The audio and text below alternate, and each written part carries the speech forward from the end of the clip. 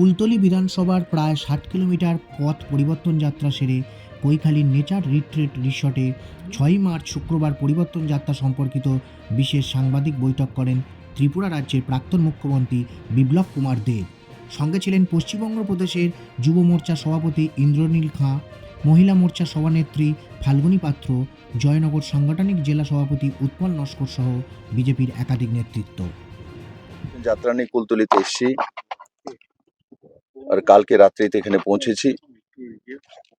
পরিবর্তন যাত্রা পুরো পশ্চিমবঙ্গে ৯টি জায়গা থেকে শুরু হয়েছে আর এখানেও ক্যানিং পশ্চিম থেকে শুরু হয়ে আমরা কুলতলিতে পৌঁছেছি। এখন আরো ৬০ কিলোমিটার আজকে আমরা যাব। আমার সঙ্গে ইন্দ্রনীল খান যিনি যুব মোর্চার প্রেসিডেন্ট, ফাল্গুনীদি যিনি মহিলা মোর্চার প্রেসিডেন্ট, উৎপলদা আমাদের ডিস্ট্রিক্ট প্রেসিডেন্ট, জেনাজি আমাদের কনভেনার, যে পান্ডা দেবাংশু পান্ডা আছেন আমাদের এই যে পরিবর্তন যাত্রার ওটার উনি কনভেনার, আর বাকি নেতৃত্ব রয়েছে। আমরা একটা টিম নিয়ে বেরিয়েছি পশ্চিমবঙ্গের মানুষের যাতে মুক্তি দিতে পারি আর সেটাকে মানুষকে ভিজিবিলিটি দেওয়ার জন্য। কারণ বললেই হয় না, সেটা দেখতে হয়। আমরা মানুষ, আমরা সেটা দেখতে চাই যে কি করছে। তার জন্য মানুষের সামনে সেটা আমরা পৌঁছে দেওয়ার জন্য এসছি। আর সময়ে সময়ে বিভিন্ন জায়গাতে স্বাগত কার্যক্রম হয় আর দিনে একটা র্যালি হয় বড়। তো সেখানে স্থানীয় কার্যকর্তারা আসেন, স্থানীয় মানুষ আসেন, তাদের সামনে আমরা আজকের পরিস্থিতি তুলে ধরি। আর বিশেষ করে পশ্চিমবঙ্গের মানুষের মুখে আমরা হাসি দেখতে চাই। এ রাজ্যের মানুষগুলো সাংস্কৃতিক ও কালচারে সর্বোত্তম রাজ্য, কিন্তু আজকে মানুষ তার সংস্কৃতি, কালচার, ব্যবস্থা সবকিছু ভুলে গেছেন। কারণ কি, এমন একটা সরকার এসছে সেটা শুধু বংশবাদ, ভাইপুবাদ, এর বাইরে কোনো কিছু নেই। আর যখন মুখ্যমন্ত্রী হয়ে সে মুখ্যমন্ত্রী রাজ্য চালনা করেন না, পেছনের দরজা দিয়ে অন্য কেউ চালনা করে, তখন রাজ্যের বিনাশ অবশ্যম্ভাবী। কেউ বাঁচাতে পারবে না সে রাজ্যের, যেটা পশ্চিমবঙ্গ হয়েছে। কারণ যে লোকটা রাজ্যটা চালাচ্ছে এজ এ মানে মুখ্যমন্ত্রীর মুখটা হয়ে, সে ব্যক্তির তো কোনো দায়িত্ব নেই। দায়িত্ব ছাড়া কোনো ব্যক্তি যদি অ্যাডমিনিস্ট্রেশন চালায় তো ও তো রেসপন্সিবিলিটি ফিক্স নাই। তার জন্য ও শুধু কাটমানি, পয়সা, কমিশন, এর বাইরে ওর কোনো চিন্তাই নেই। কারণ ওকে জবাব তো দিতে হবে না, ওকে তো কেউ জিজ্ঞাসা করবে না। তো যেই জায়গাটা মমতা ব্যানার্জি ভুল করেছেন, আর মমতা বন্দ্যোপাধ্যায় এখান থেকে বেরোতেই পারবেন না। কারণ কি, ওনার দ্বারাই হি ক্রিয়েট। 2011-তে কেউ ওনার ভাইপোকে দেখেনি ওনার কুলে, এই হঠাৎ করে উদয় হয়েছে। উদয় হয়ে এখন পশ্চিমবঙ্গের মানুষের নাকে দম করে রেখেছে। পশ্চিমবঙ্গের মানুষ মুক্তি চাইছে, না হলে এখানে মানুষ আর বাঁচবে না। এখানে স্থিতি, উনি চাইছেন যে আমি ভিক্ষা দেব আর মানুষ হাত পাতবে। পশ্চিমবঙ্গের মানুষ হাত পেতে নেয় না, দিতে জানে। আমরা ভারতীয় জনতা পার্টি সরকার আসার 45 ডেজের মধ্যে 7 পে কমিশন লাগু করে দেব। যত বেরোজগার ছেলে আছে, রোজগার নেই, তাদের রোজগারের ব্যবস্থা করব। এবং যতগুলো ভ্যাকেন্সি রয়েছে সবগুলো 31 ডিসেম্বর 2026-এর মধ্যে পুরো করব।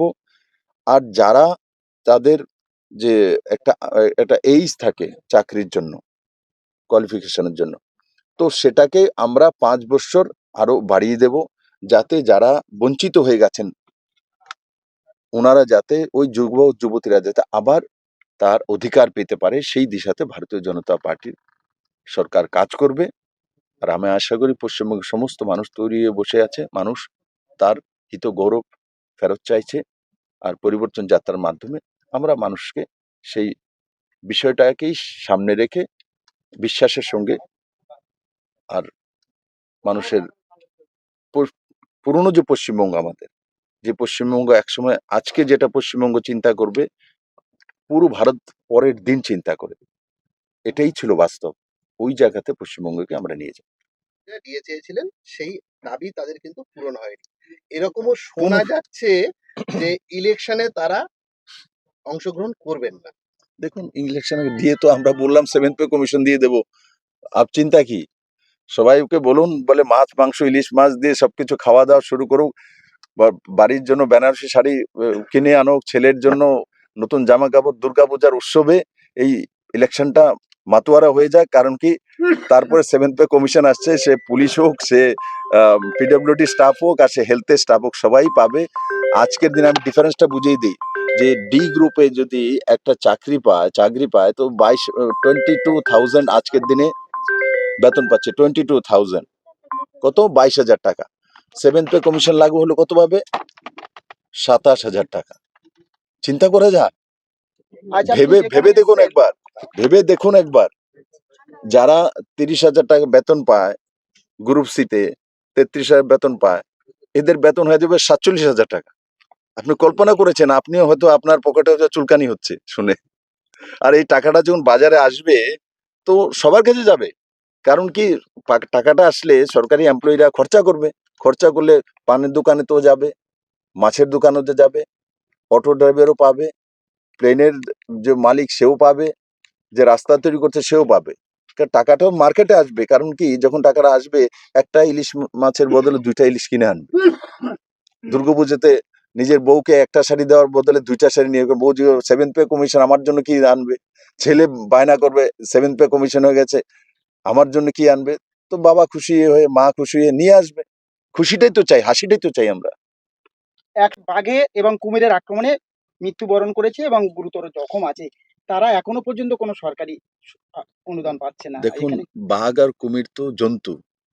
এখানে যে বাঘ আর কুমির তৃণমূলে বসে আছে, এরা তো কত মানুষকে খেয়েছে, তার হিসাব কে করবে? এরা তো কত মানুষকে খেয়েছে, মানে কত মানুষের পরিবার শেষ করেছে, কত মার কুল খালি করেছে, কত মেয়েকে রেপ করে মেরে দিয়েছে, তার হিসাব নেই। একটা লোকেরও ফাঁসিও নেই এই রাজ্যের মধ্যে। ইনভেস্টিগেশনটা তো মমতা বন্দ্যোপাধ্যায়ের কাছে, ইনভেস্টিগেশন করে সঠিক রিপোর্ট কোর্টের কাছে দেওয়া হয় না, তার কারণে কোর্ট তাদেরকে ফাঁসিতে ঝোলাতে পারে না। এই তো মহিলা মুখ্যমন্ত্রী। সিঙ্গেল ডিজিটে এখানে जो কনভিকশন রেট, সিঙ্গেল ডিজিটে ভারতবর্ষে কোনো রাজ্যের মধ্যে নেই। কনভিকশন হয় না কেন? ইনভেস্টিগেশন প্রপার হয় না। ইনভেস্টিগেশন প্রপার কেন হয় না? মমতা বন্দ্যোপাধ্যায় করতে দেয় না। কারণ ইনভেস্টিগেশনের মাথার উপর কে বসে থাকে? ভাইপো। এটা হচ্ছে আজর, এটা হচ্ছে পশ্চিমবঙ্গের জন্য একটা, ওই বলে না, সকালে উঠে যার ভালো চেহারা দেখলে দিনটা ভালো যায়, সকালে উঠে ওকে দেখলেই আপনার দিনটা খারাপ যাবে, কারণ ও কমিশন ছাড়া কিচ্ছু বোঝে না। আর দেখবেন 26 ইলেকশনের পরে কলকাতা ছেড়ে পালিয়ে যাবে, শ্বশুর বাড়িতে দিল্লিতে আছে, ওখানে চলে যাবে। কি বলবেন? দেখুন, ওনার বিষয়ে আমার বলার কি আছে, আপনারাই বলুন। উনি ধর্নায় এসেছেন, ধর্নায় চলে যাবেন, ফ্ল্যাশব্যাকে যাচ্ছেন, যাওয়ার সময় আসলে যা যা করে ওই উনি করছেন। কারণ যেখানেই যাচ্ছেন ওনাকে মানুষ বিতাড়িত করছেন, ওনার ভাইপোকে দৌড়ে পালাতে হয়। এই তো পশ্চিমবঙ্গের অবস্থা, মানুষ বুঝে গেছেন। তো সেই কারণে মানুষের কাছেও যেতে পারবে না, তার জন্য ধর্নায় বসে গেছেন। কারণ মানুষ তো ওনাকে পছন্দ করে না, মানুষকে উনি ধোঁকা দিয়েছেন, পশ্চিমবঙ্গকে বিনাশ করেছেন। মানুষ তো জবাব চাইছে, উনি টাঙিয়ে রাখেন না, জবাব চাইছে। বাংলা জবাব তো আপনার কাছে চাইছে, তো ওনার কাছে জবাব চাইছে। আসবে বলে মনে হয়? দেখুন, ভাতার মধ্যে কেন পড়েছেন? যেটা পশ্চিমবঙ্গের মানুষ পায় সেটা বিজেপি সরকার দেবে, তার সঙ্গে প্লাস দেবে। কল্পনা করতে পারেনি সেভেন্থ পে কমিশন দিয়ে দেবে, কেউ কল্পনা করেছিল অমিত শাহ বলবে এসে? কেউ কল্পনা করেছিল? কেউ তো ডিমান্ড করেনি অমিত শাহর কাছে, কেন কোনো কর্মচারী তো যায়নি, একটা ডেপুটেশন দেয়নি। আমি তো দেখিনি অমিত ভাইয়ের কাছে কেউ একটা ডেপুটেশন দিয়েছে যে আমাদেরকে করে দিন সেভেন্থ পে কমিশন। কই কোনো যুবা তো আমাদের কাছে যায়নি, কাগজ নেই বলে আমাদের আয়ুটা যে 5 বছর বাড়িয়ে দিন, কেউ তো যায়নি। বিজেপির কাছে কাউকে যেতে হয় না, বিজেপি সরকার নিজেরাই আপনি মানুষের জন্য করে, বাই দ্য পিপল সরকার। আপনি বেরোলেই বাংলাদেশ অনুপ্রবেশ নিয়ে কি বলবেন?